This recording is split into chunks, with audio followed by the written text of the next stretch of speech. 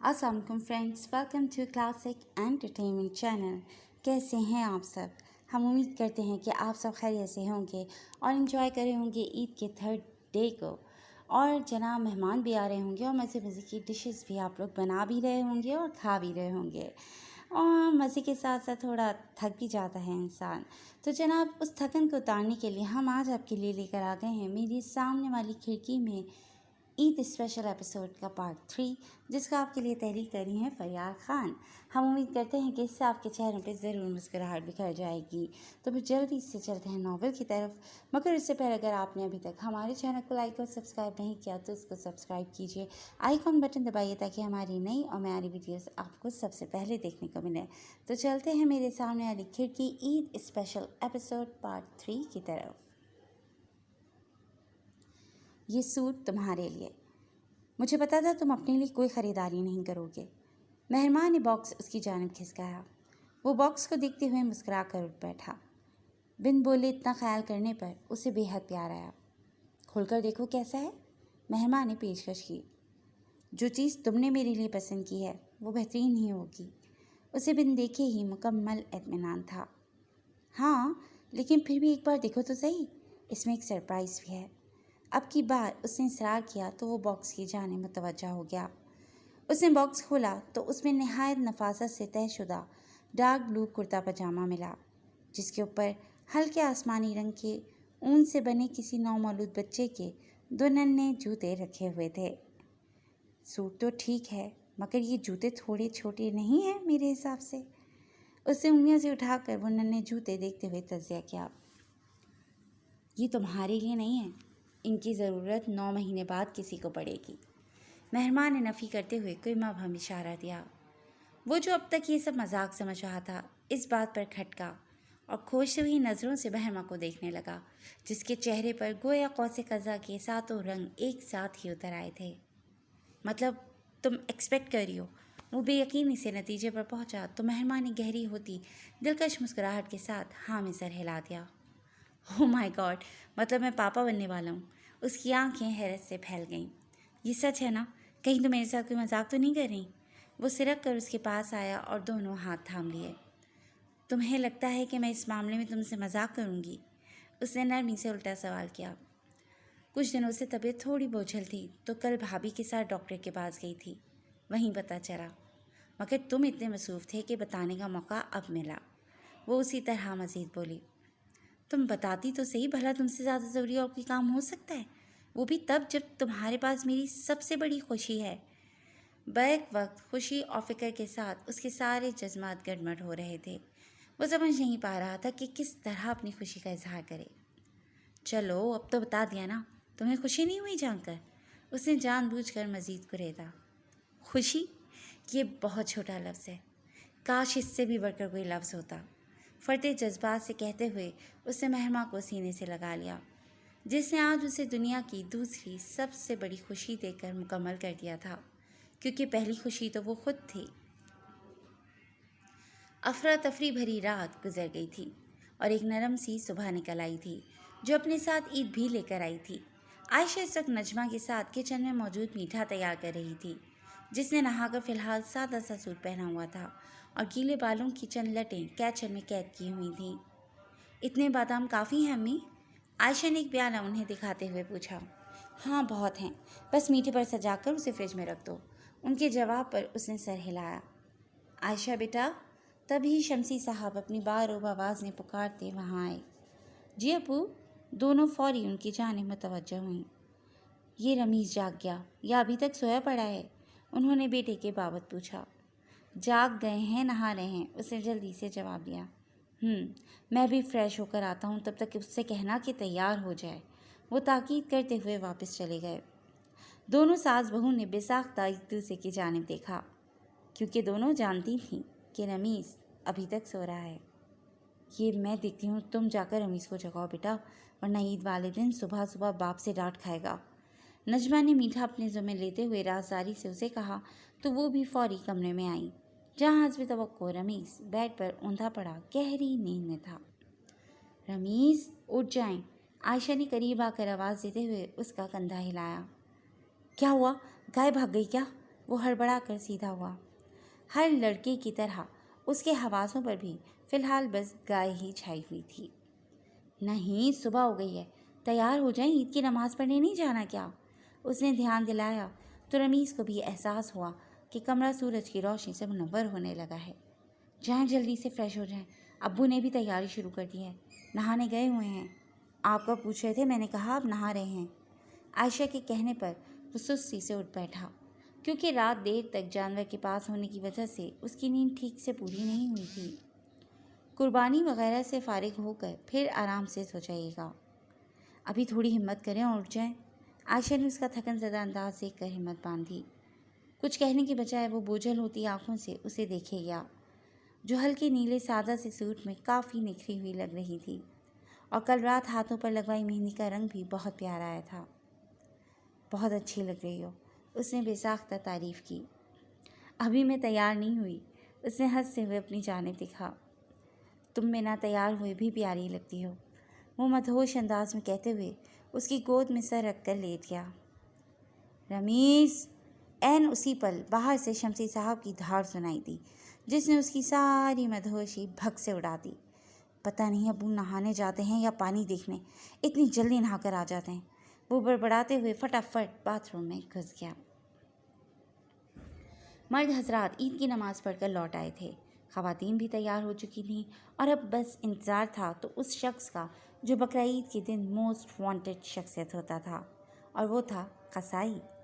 یار، تو نے کہا تو 8 بجے آ جائے گا، اب 9 بجے مانے، تو نے صبح کے 8 بجے آنے کا کہا تھا یا رات کے؟ کریم کلر کا کرتا پاجامہ پہنے احمد موبائل کان سے لگائے گلی میں یہاں سے وہاں ٹہل رہا تھا۔ دیکھتا ہوں تیرا آدھا گھنٹہ کتنے گھنٹوں میں پورا ہوتا ہے، اس نے طنزیہ انداز میں کہہ کر لائن ڈسکنیکٹ کر دی۔ قصائی کی کیا خبر ہے احمد، کب تک آئے گا؟ اپنے ڈارک براؤن کرتے کی آستین فولڈ کرتا رمیز اس کی جانب آیا۔ وہی تھوڑی دیر تک پہنچ رہا ہوں والی ٹوپیاں کروا رہا ہے، اور اسی طرح اس نے 10 بجا دینا ہے، دیکھ لینا، احمد نے بیزار سا جواب دیا۔ اچھا سن، اگر شفق تیار ہو گئی ہو تو اسے گھر بھیج دینا، پھپھو کو اس سے کوئی کام ہے۔ رمیز نے یاد آنے پر پیغام پہنچایا تو احمد نے سر ہلایا۔ اسی دوران ڈارک بلو کرتا پاجامہ زیب تن کیے جہاں زیب بھی ان دونوں کے پاس چلا آیا۔ یہ لو، یہ تم دونوں کے لیے۔ اس نے 2 لفافے ان کی جانب بڑھائے۔ یہ کیا ہے؟ دونوں نے ناسمجھی سے لفافے تھامے۔ تم دونوں کی عیدی ہے، اس کا جواب کافی غیر متوقع تھا۔ لیکن بقرعید پر تو عیدی نہیں ملتی، احمد متعجب ہوا۔ ہاں، لیکن جس طرح پورا عرصہ تم لوگوں نے جانوروں کی دیکھ بھال کی اور گلی کی صفائی کا خیال رکھا، تو اس کے بعد یہ تم لوگوں کا حق بنتا ہے، رکھ لو، اس نے متوازن جواب دیتے ہوئے دونوں کو خوشگوار حیرت میں مبتلا کر دیا۔ تھینک یو، دونوں نے مشغول انداز سے لفافہ جیب میں رکھ لیا۔ شفق ڈریسنگ ٹیبل کے سامنے کھڑی تقریباً تیار ہی تھی، جس نے ہلکے گلابی رنگ کا سوٹ پہن کر ساتھ میچنگ جویلری اور چوڑیاں پہنی ہوئی تھیں، اور اب وہ بالوں میں کیچو لگا رہی تھی۔ شفق، ریڈی ہو کر مہرما بھابھی کے پاس چلی جانا، ان کو تم سے کوئی کام ہے، احمد نے اس کی جانب آتے ہوئے پیغام دیا۔ ٹھیک ہے، سرسری سا جواب دے کر اس نے اپنی کارروائی جاری رکھی۔ شیشے میں نظر آتے اس کے عکس کو دیکھ کر احمد کو اندازہ تھا کہ وہ اپنے بکرے کے دور جانے کا سوچ کر اداس ہے۔ بہت اچھی لگ رہی ہو تم، وہ ڈریسنگ ٹیبل سے ٹیک لگا کر کہتے ہوئے اس کا دھیان بھٹکانے کی کوشش کرنے لگا۔ جواباً وہ دھیرے سے مسکرائی۔ اور خاص طور پر یہ سوٹ بہت پیارا لگ رہا ہے، بالکل دودھ والا روح افزا لگ رہی ہو اس میں، اس نے اپنے مخصوص انداز میں تعریف کی تو شفق کی مسکراہٹ خفگی میں بدل گئی۔ تمہیں کھانے پینے کی چیزوں کے علاوہ اور کچھ نہیں ملتا تشبیہ دینے کے لیے؟ اس نے تیکھے انداز سے دونوں ہاتھ کمر پر رکھے۔ نہیں، اس نے دانتوں کی نمائش کرتے ہوئے ہٹ دھرمی سے جواب دیا۔ احمد بھائی، قصائی آ گیا ہے، عین اسی پل زبیر نے کمرے کے دروازے پر آ کر اطلاع دی۔ قصائی کے آتے ہی محلے کے بچے قربانی دیکھنے کے لیے ارد گرد جمع ہو گئے تھے۔ خواتین اور لڑکیاں کھڑکی دروازوں پر کھڑی تھیں، جبکہ مرد حضرات قربانی کی تیاری کر رہے تھے۔ باہمی صلح مشورے سے یہ طے پایا تھا کہ پہلے فت آنٹی کا بچھڑا ذبح کیا جائے گا، پھر رمیز لوگوں کی گائے کی باری آئے گی، اور سب سے آخر میں جہاں زیب کا جانور قربان ہوگا۔ پیر ذرا کس کر باندھنا بھائی، نظام الدین نے قصائی کو تاکید کی۔ ارے چاچا، آپ فکر نہ کریں، हम कोई मौसमी कसाई थोड़ी हैं, हम ख़ानदानी कसाई हैं जो मिनटों में ऐसे जानवर गिराते हैं कि जानवर को पता भी नहीं चलता और वो ज़िबा हो जाता है। बछड़े के पैर बांधते कसाई ने खुद अपनी शान में कसीदे पढ़े। भाई साहब, ये कुछ ज़्यादा नहीं हो गया? अहमद खुद को कहने से रोक नहीं पाया, जिसे रमीज़ ने कोहनी मार कर चुप रहने का इशारा किया।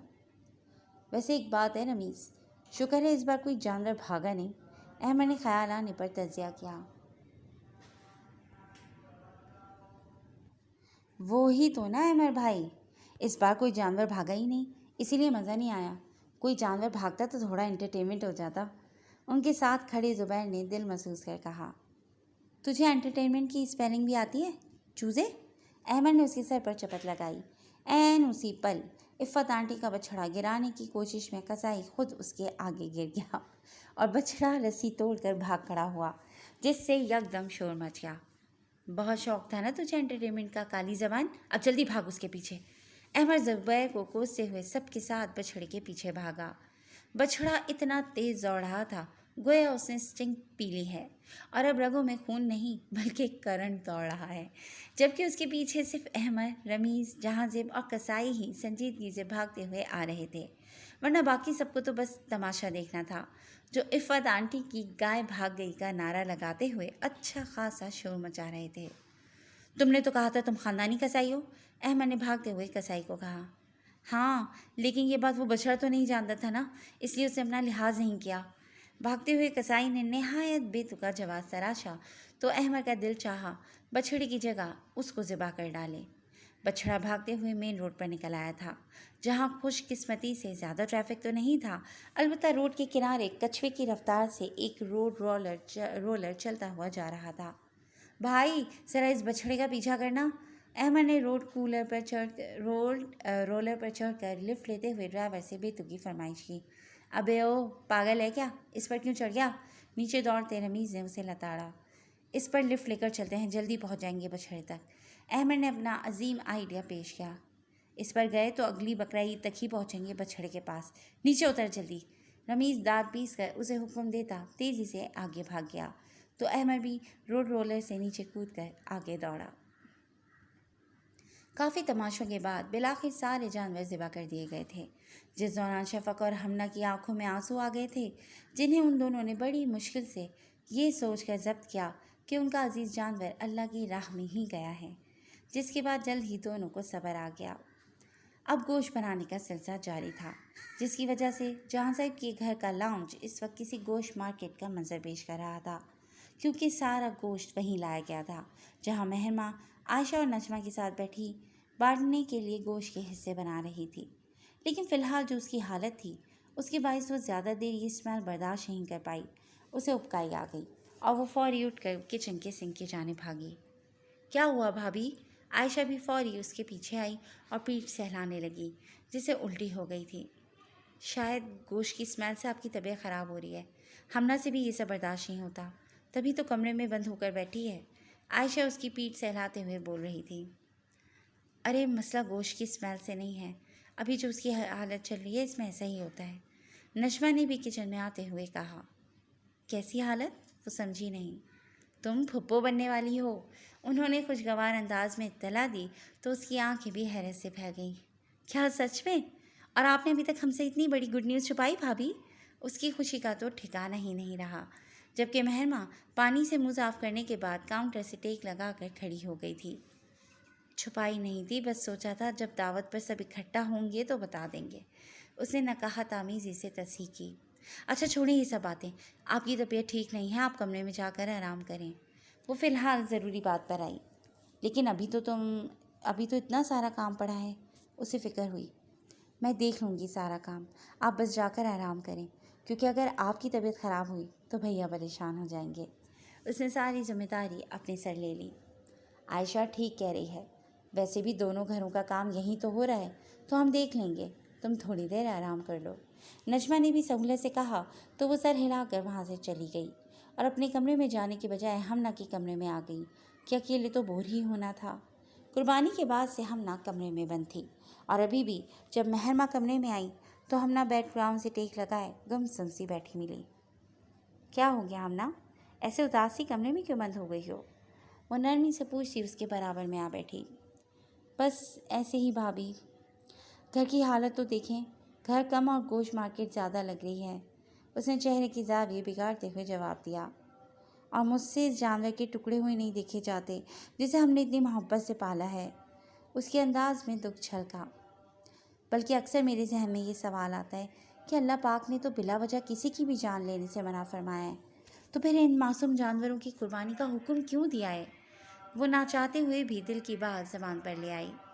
مہر ماں دھیرے سے مسکرائی اور پھر گویا ہوئی۔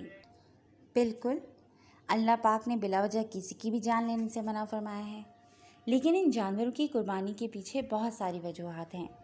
وہ رسان سے گویا ہوئی۔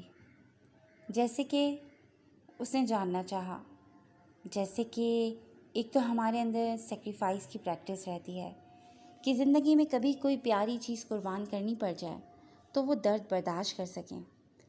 ہمارا دل جو دنیاوی معاملات میں الجھ کر سخت ہو جاتا ہے، اپنی مویشی کی جدائی پر دکھ سے بھرانے کے باعث نرم ہوں۔ موت تو ایک دن ہر جانور کی طے ہے۔ اگر ہم ان جانوروں کو قربان نہیں کریں گے تو چند سالوں میں ویسے بھی انہیں طبی موت مرنا ہے، مگر اس وقت یہ کسی کام نہیں آئیں گے سوائے کچرے میں پھینکے جانے کے۔ لیکن قربانی کی صورت ہم انسان ان کا گوشت کھا کر اپنے جسم کو وہ پروٹین دے سکتے ہیں جس کی جسم کو ضرورت ہوتی ہے۔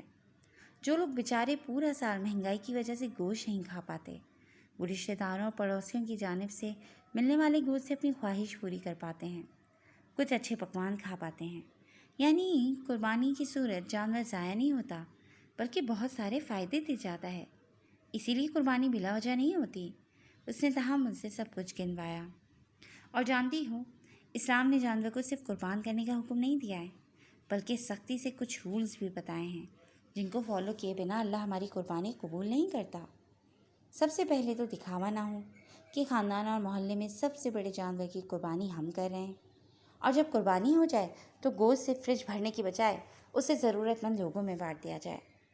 دوسرا، اس جانور کا بے حد خیال رکھا جائے، اور سب سے زیادہ ضروری تاکید کہ جس چھری سے جانور کو ذبح کیا جائے وہ نہایت تیز دھار ہو، کیونکہ تیز چھری نرخرے پر چلتے ہی سیکنڈز میں جانور کی روح نکل جاتی ہے، پھر اسے نہیں پتہ چلتا کہ اس کے ساتھ کیا ہو رہا ہے۔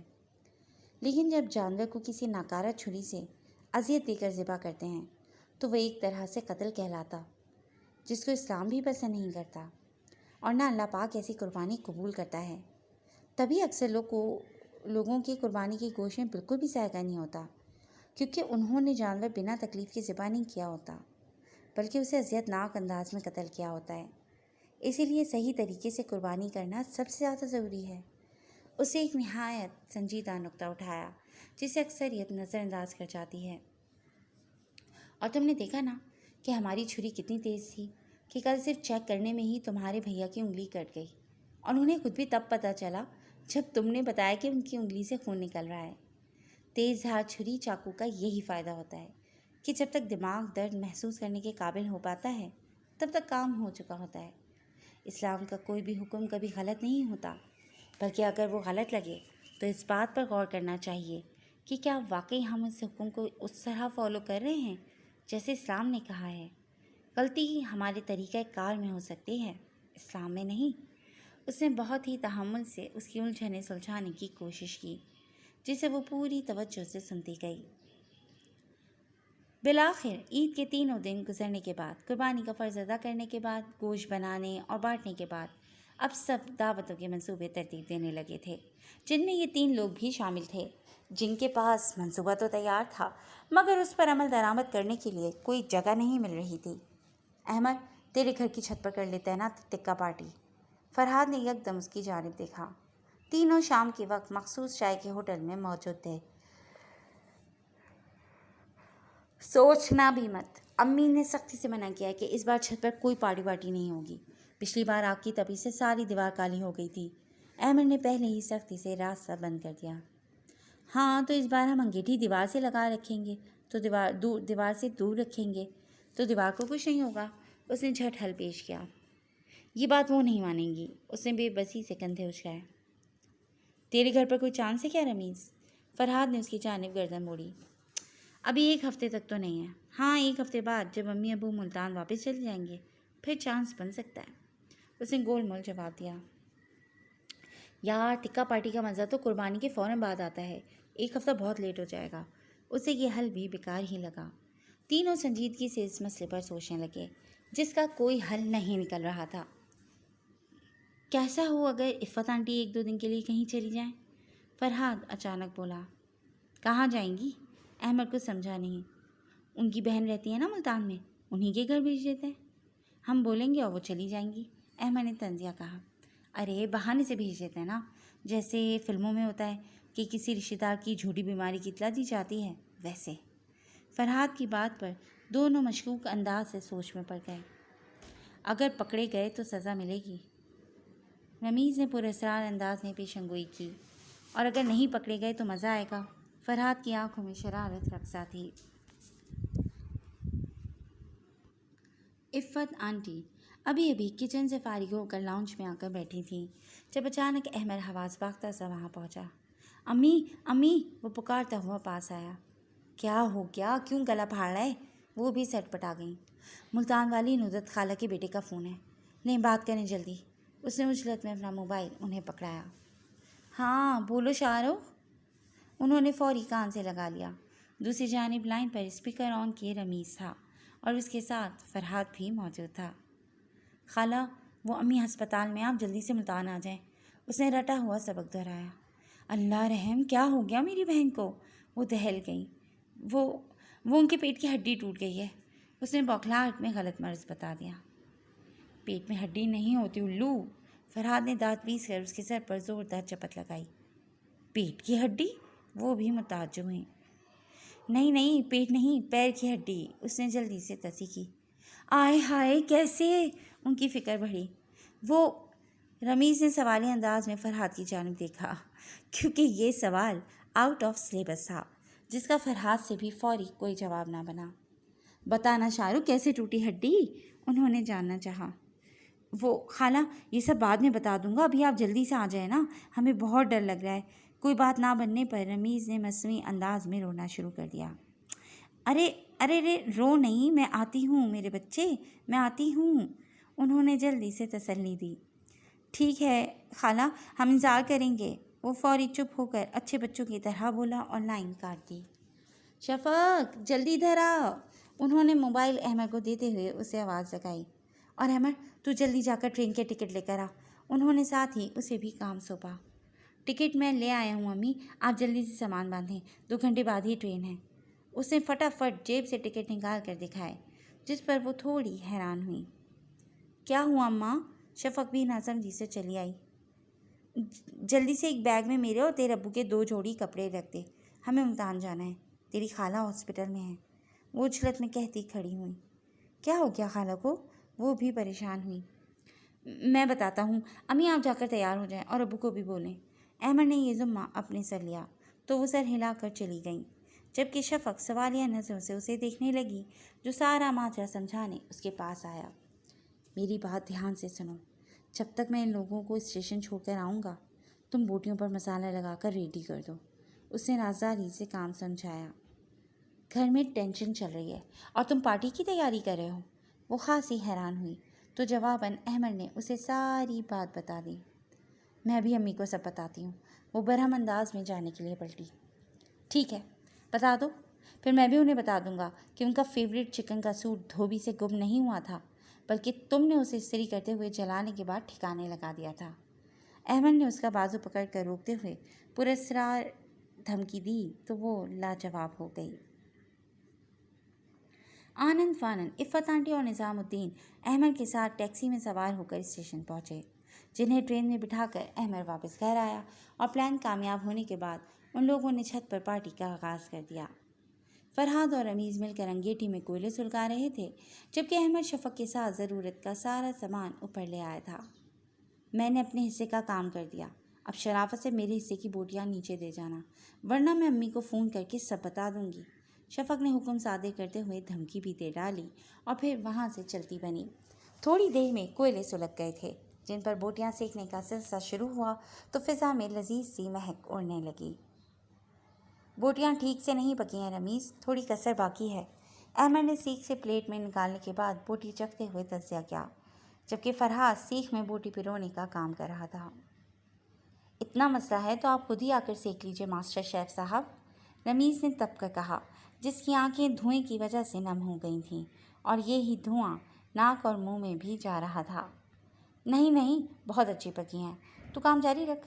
احمد نے ایک اور بوٹی منہ میں رکھتے ہوئے بیان بدلا تو وہ اسے گھور کر رہ گیا۔ ابے او، ساری اکیلے ہی کھا جائے گا کیا؟ فرحاد نے احمد کا مسلسل چلتا ہاتھ اور منہ دیکھ کر ٹوکا۔ نہیں یار، صرف چکھ رہا ہوں، ایک تو جان پر کھیل کر جگہ ارینج کی ہے، اب اس کے بعد اتنا انعام تو بنتا ہے۔ اس نے بے نیازی سے خود کی تعریف کی۔ ویسے جب وہاں پہنچنے پر رفت آنٹی کو پتہ چلے گا کہ ان کی بہن ٹھیک ہے تب تو کیا کرے گا؟ رمیز نے جاننا چاہا۔ بول دوں گا شاید کسی نے پرینک کیا ہوگا ہمارے ساتھ کہ خالہ کی ہڈی ٹوٹ گئی ہے۔